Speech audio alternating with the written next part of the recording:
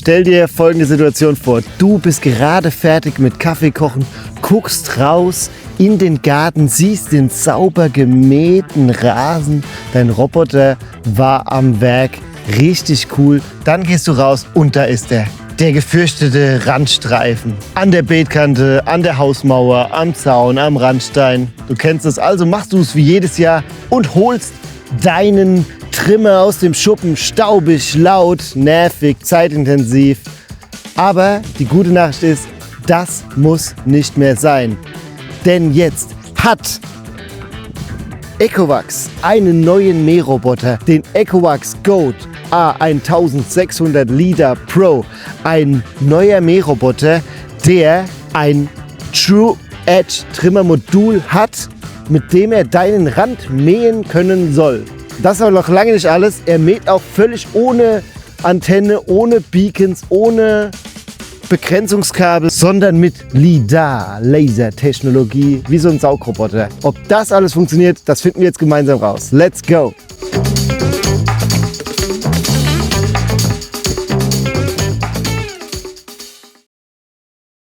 Wir testen auch in diesem Jahr wieder alle Mähroboter, die Rang und Namen haben, und die ausführlichen Testberichte dazu mit allen Details, die findest du auf unserer Website www.smart-home-fox.de, natürlich auf unserem Kanal. Deswegen lohnt es sich für dich auf jeden Fall, da unten den Abonnier-Button zu drücken. Wir reden später auf jeden Fall über den Preis, aber wenn du es nicht abwarten kannst und möchtest dir das Gerät im Shop ansehen, dann schau mal in der Beschreibung, da packe ich den Link mit den aktuellen Angeboten rein.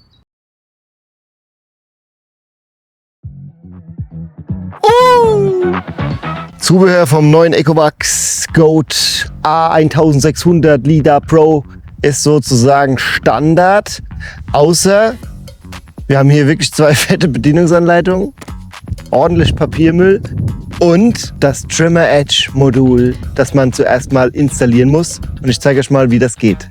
Zack, zack, zack und fertig. Also hier eine Schraube und hier eine Schraube und dann, die sind super einfach zu installieren. Aber die dritte Schraube, die ist hier oben drin und hier ist ein bisschen tricky, da kein Schraubenzieher im Lieferumfang enthalten ist und hier einfach nicht jeder reinpasst. Und du brauchst einen ziemlich langen. Wir gucken mal, ob der funktioniert. Nein, der funktioniert nicht. Doch. Also hier braucht man wirklich einen langen, dünnen Schraubenzieher. Es wäre cool, wenn Ecovacs den noch dazulegen würde. Jetzt noch die Puschel dran.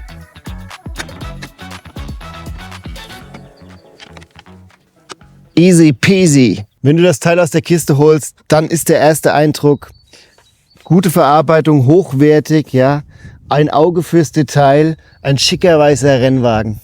Hier auch durchdacht mit Schutzfunktion für den Laser und natürlich das True Edge Trimmermodul. Alles hochwertig verarbeitet, robust und wasserfest. Wenn wir einen Blick unter den Roboter werfen, dann sehen wir hier vorne zwei Räder, die sich komplett um die eigene Achse drehen können. Das hilft dem Roboter, sich auf der Stelle drehen zu können. Wir haben ordentliche Profilreifen, die helfen dem Roboter zu klettern bis zu 55% Steigung.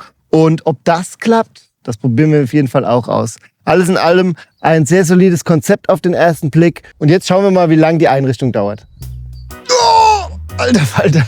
Ich habe überlegt, ob ich es allein tragen soll. 17, irgendwas Kilo ist eine Hausnummer. Aber es trifft ja kein Schwaches.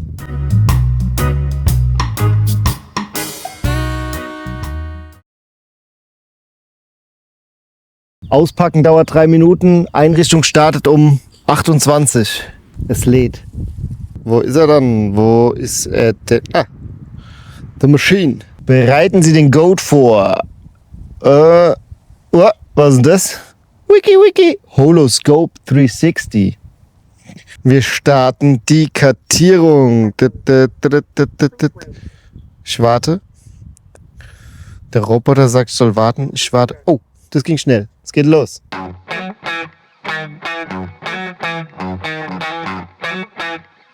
Okay, beim Goat A1600 LiDAR Pro kann man automatisch kartieren lassen. Das probieren wir jetzt mal aus. Man kann aber auch manuell Und man kann auch mischen, zwischendrin umschalten. Also wenn du irgendwie siehst, der fährt in eine falsche Richtung, kartiert irgendwas, was du eigentlich nicht dabei haben willst, kannst du es löschen und manuell das Stück überbrücken. Ne? Das ist mein heißer Tipp. Bei der Kartierung auf jeden Fall dabei bleiben und gucken, was er treibt.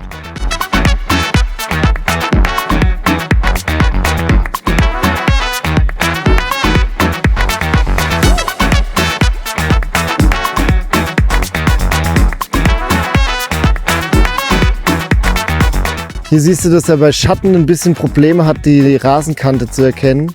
Da muss man eventuell dann ein bisschen nachhelfen. Aber das sieht schon sehr gut aus.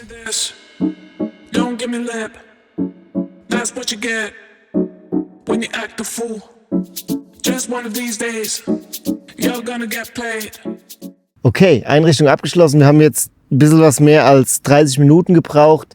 Die automatische Kartierung lief sich sehr gut an. Allerdings braucht er dafür auch sehr gute Lichtverhältnisse, sonst merkt man einfach die Schatten, die erwischt er nicht so richtig und sowas. Und deswegen habe ich dann doch fast alles manuell gemacht und das ist mir lieber, denn dann kann ich ihn so nah wie möglich an den Rand ranfahren und kann da wirklich auch gucken, dass er dann einfach hier das Maximum rausholt. Ich mache dann in der Regel auch später nach die ersten paar Mal mähen, gucke ich mir an, was er treibt und dann justiere ich das nochmal nach.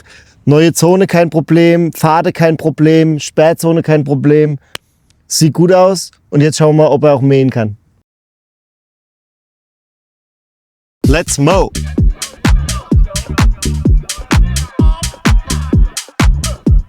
Schöne Technik, smarte Navigation.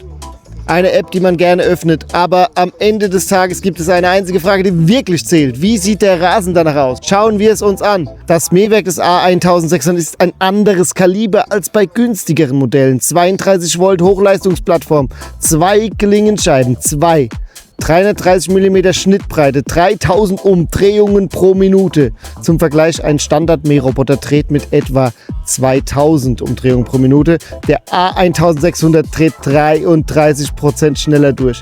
Das merkt man nicht am Lärm, sondern am Ergebnis. Die Klingen sind kleine Stahlrasierklingen, schärfer als sie aussehen, günstig nachzubestellen, in Sekunden gewechselt. Das Schnittgut bleibt auf dem Rasen als natürlicher Dünger. Kein Grasfang, keine Entsorgung. Rasenfans werden es lieben. Die Schnitthöhe kannst du einstellen und zwar digital in der App 3 bis 9 cm. Elektrisch einstellbar, pro Zone unterschiedlich konfigurierbar. Auch an der Mäheffizienz kannst du schrauben, bis zu 400 Quadratmeter pro Stunde. Dasselbe konnten wir auch in unserem über 400 Quadratmeter großen Garten feststellen. Die 1600 Quadratmeter schafft er aufgrund der schnellen Ladezyklen dann in circa 8 Stunden. Das klingt zwar erstmal nach wenig, aber ein Mähroboter kann jeden Tag laufen. Er muss nicht alles auf einmal schaffen. Denk an ihn wie an einen stillen Mitarbeiter, der täglich ein bisschen was erledigt, während du Kaffee trinkst und das Leben genießt. Die Lautstärke messen wir natürlich auch und zwar jetzt erstmal ohne das Trimmermodul. Das soll nämlich richtig laut sein, da bin ich mal gespannt. Und hier siehst du, dass er sich zwischen 50 und 60 Dezibel bewegt. Also er schleicht wirklich leise durch deinen Garten und das ist auch gut so, denn wir wollen uns ja nicht stören lassen von unserem Mähroboter, wenn wir im Garten chillen und grillen. Hier siehst du, wie schön er die Spur gleichmäßig zersägt und zwar auf breiter Front. Also die Bahnen sehen super schön strukturiert aus und gut ist auch, dass er automatisch jede Woche die Richtung ändert, sodass du keine hässlichen Muster in den Rasen kriegst und du kannst auch permanent die Muster selber ändern, die Mährichtung selber ändern. Was du auch kannst, ist die Mähgeschwindigkeit anpassen. Wir haben jetzt hier nur halbe Power, jetzt machen wir mal volle Power. Auf der Fläche sieht das schon richtig gut aus. Das geht super schnell. Er mäht sehr gleichmäßig und vor allem lässt er auch kein Gras stehen zwischen den zwei Drehtellern. Aber jetzt das Spannende, auf das wir alle gewartet haben, das neue True Edge Trimmermodul an der Seite. Probieren wir jetzt mal aus und dafür starte ich mal den Kantenschnitt. Er sagt No Working. Man muss 1,5 Meter entfernt sein, damit er das Trimmermodul anschaltet überhaupt. Das ist ein tolles Sicherheitsfeature. Wow! Okay, da man relativ weit entfernt steht, sprechen wir hier von ungefähr 70 Dezibel, würde ich mal schätzen. Also es ist schon halt ein Trimmerlautstärke.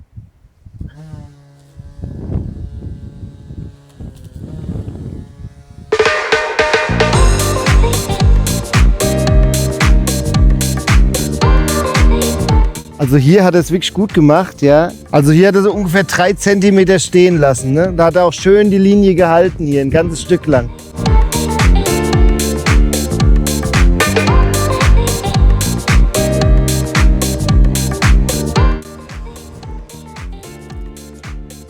Mensch erkannt. Dann hört er sofort mit dem Trimmer auf, ja. Und man darf nicht näher als 1,5 Meter in seine Nähe kommen, sonst hört er mit dem Trimmer auf. Das ist ein Sicherheitsfeature. Das finde ich auch ganz cool. Sicherheit geht vor. Was ich noch cooler finden würde, wäre, wenn er dann auch kurz stehen bleiben würde, bis der Mensch oder das Tier weg ist und er dann weitermäht. Sonst bleibt halt ein ganzes Stück vom Rand ungemäht und muss warten bis zum nächsten Randschnitt.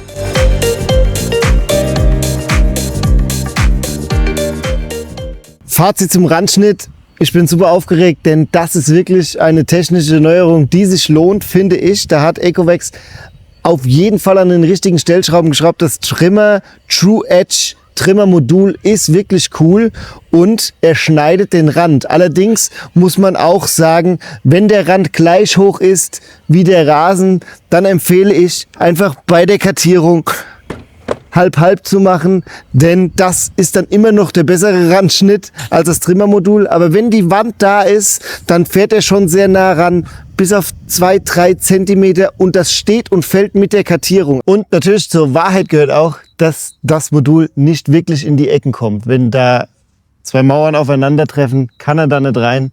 Physikalisch unmöglich. Also nimm dir bei der Kartierung Zeit, das ist mein Tipp, meine Empfehlung, meine Erfahrung hat gezeigt, mach die Kartierung selbst, fahr manuell so nah wie möglich dran und erstelle deine Karte so, denn dann ist auch der Randschnitt maximal gut.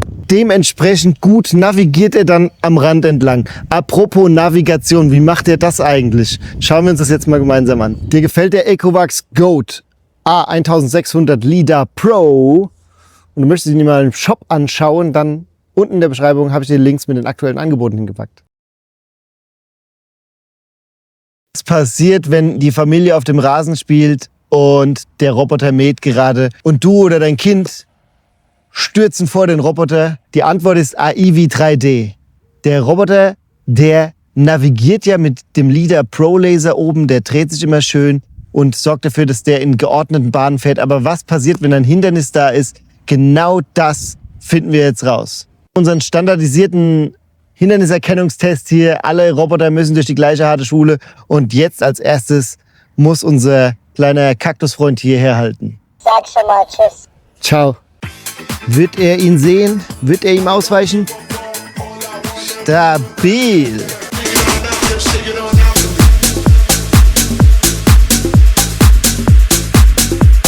Extra für unseren Fußsicherheitscheck haben wir den heiligen Fußballfuß hier von Cristiano Ronaldo gemietet. Und guck mal, ob der Ecowax ihn verschonen wird. Wie funktioniert AIVI 3D? Das System kombiniert den 3D-TOF-LiDAR mit einer KI-Kamera und Deep Learning. Der Goat erkennt nicht nur, dass da etwas ist, er erkennt, was da ist.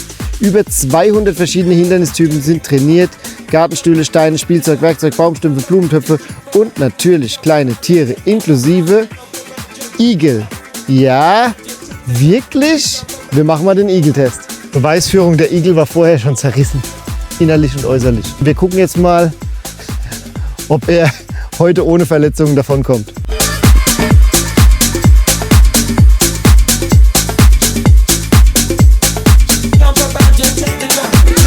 Wir probieren mal den Ast-Schlauch.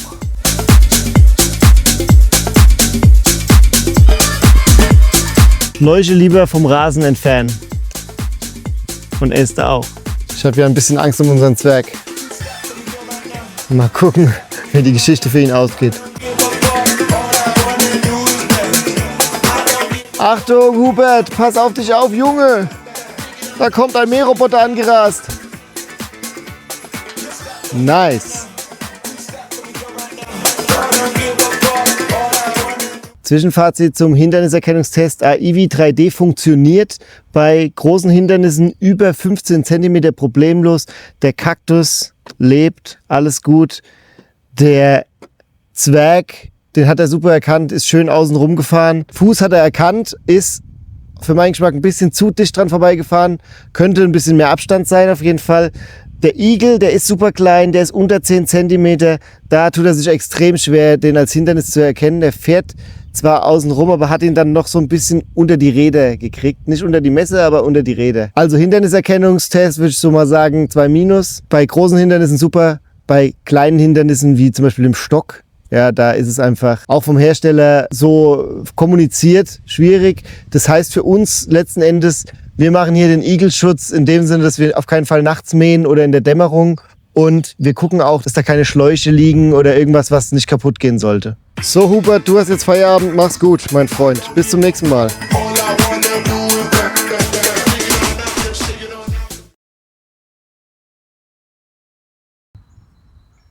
Jetzt testen wir mal die Big Air Qualitäten des neuen Ecovacs A1600. Nein, Spaß. Er soll tatsächlich 27 Grad Steigung schaffen können, also 50%. Und damit sollte er eigentlich in jedem deutschen Garten oder sagen wir mal in 97% der deutschen Gärten seine Leistung erbringen können. Wir gucken mal, ob das wirklich funktioniert, was der Hersteller hier verspricht. Und hier siehst du, wie an unserem normalen Hang, der ist so, je nachdem wo, an welcher Stelle des Hangs, zwischen 12 und 15 Grad steil. Da hat er gar keine Probleme. Sowohl strack die Wand auf als auch quer ist für ihn kein Problem.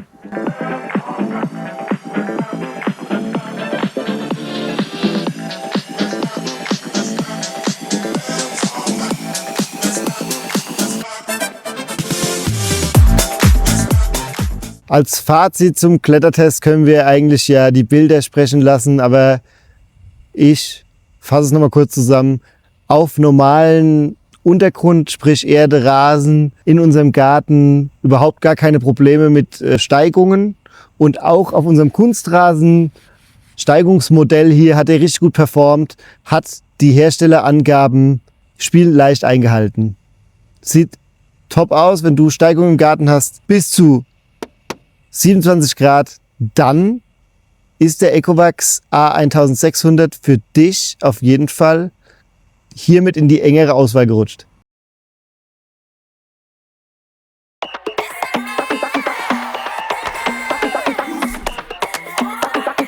Wie groß ist der Durchfahrtsweg für einen Goat maximal oder wie klein minimal? Also weißt du, was ich meine? 70 cm, schafft er es oder schafft er es nicht? We will see.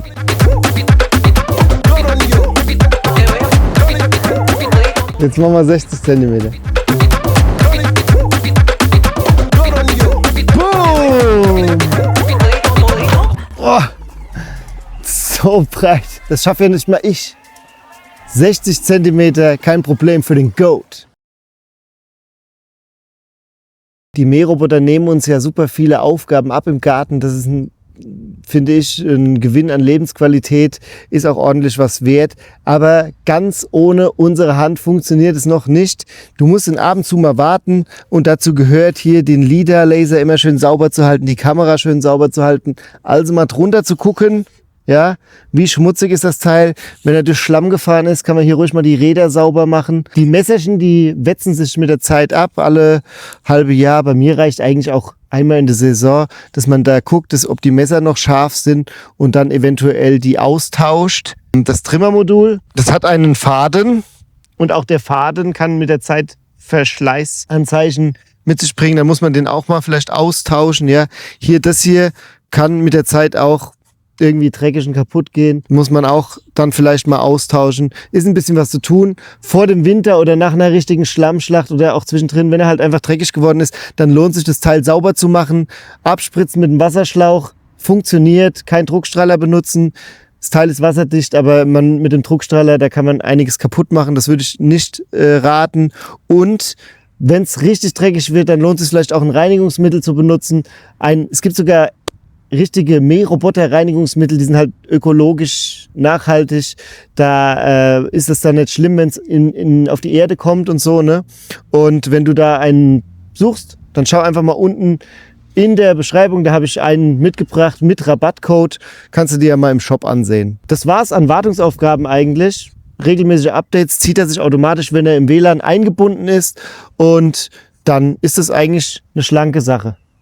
Je nachdem, wo der zu Hause bei dir immer parkt, kann es halt auch sein, dass er der Witterung permanent ausgesetzt ist. Das steckt er weg, aber dann musst du halt natürlich auch mehr putzen. Und wenn du Bock hast, kannst du dir eine Mährobotergarage bauen oder kaufen. Das ist der einfachere Weg. Link zur Mährobotergarage in der Beschreibung. Apropos Wartung und Schlammschlacht, mit dem kleinen Bruder vom 1600, dem 1200, O1200, haben wir in der letzten Woche hier eine ordentliche Schlammschlacht veranstaltet. Wie du siehst, ist er richtig dreckig geworden. Den müssen wir jetzt mal putzen. Aber wenn du alle Details zum O1200 haben möchtest, schau mal hier oben in der Ecke. Da packst du den Link zum ausführlichen Testvideo hin.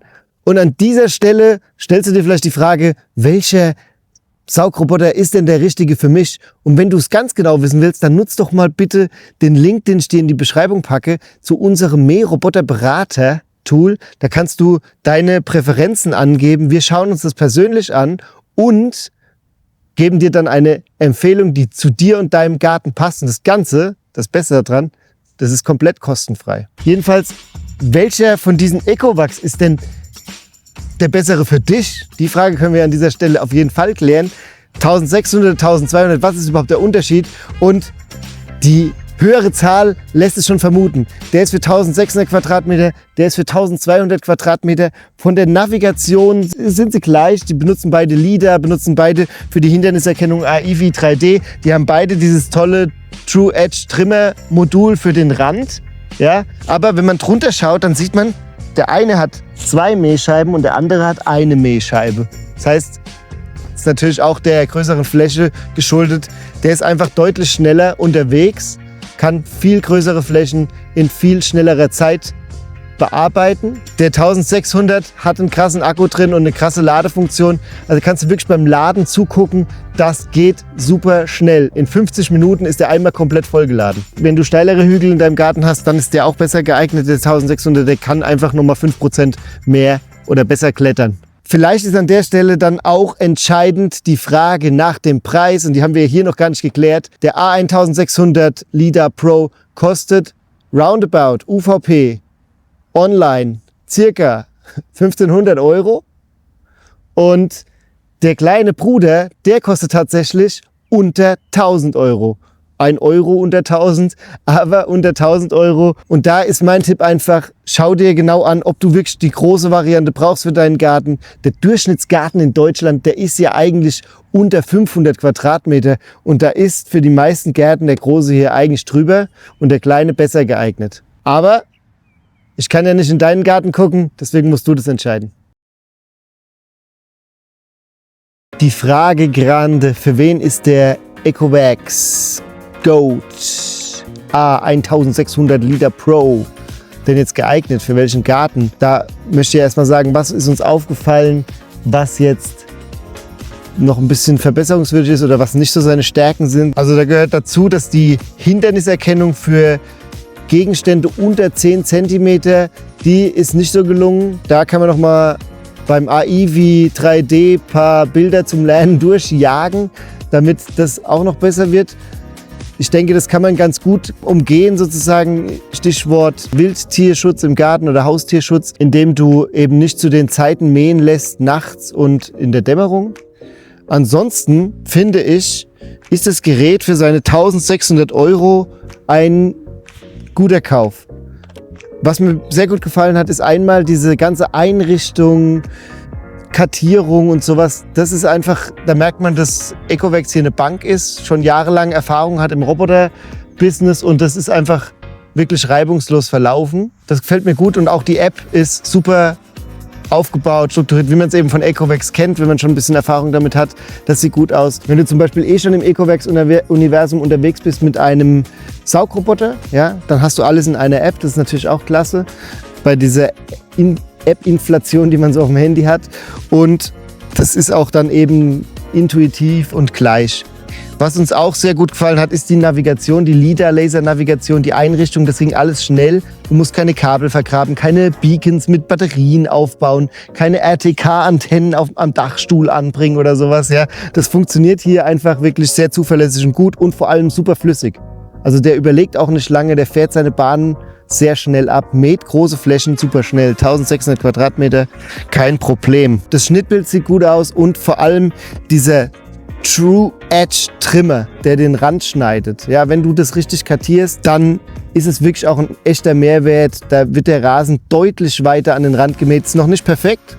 Ecken bleiben ungemäht und es bleibt immer noch so ein 3 cm Rand ungefähr stehen, ja, aber das finde ich absolut in Ordnung. Das ist schon top. Wenn du dir jetzt den Ecovacs Goat A1600 LiDAR Pro mal im Shop ansehen willst, die Links, die findest du unten in der Beschreibung. Wenn du unseren Link nutzt, wird es für dich nicht teurer. Für uns, wir könnten da eventuell eine Commission bekommen. Das würde uns sehr freuen und uns unterstützen und uns helfen, weiterhin unabhängige Videos zu machen. Danke schon mal dafür. Wenn du noch mehr über Ecovacs Mähroboter sehen willst, dann schau mal hier in die Ecovacs Mähroboter Playlist und hier oben packe ich dir unsere komplette Mähroboter-Playlist hin. Da kannst du auch mal durchgucken. Da sind viele tolle Geräte dabei. Und hier packe ich dir das Video zum kleinen Bruder, zum O1200 von Ecovacs hin. Kannst du dir auch mal anschauen. Und jetzt bleibt mir noch zu sagen, abonniere unseren Kanal und lass ein Like da.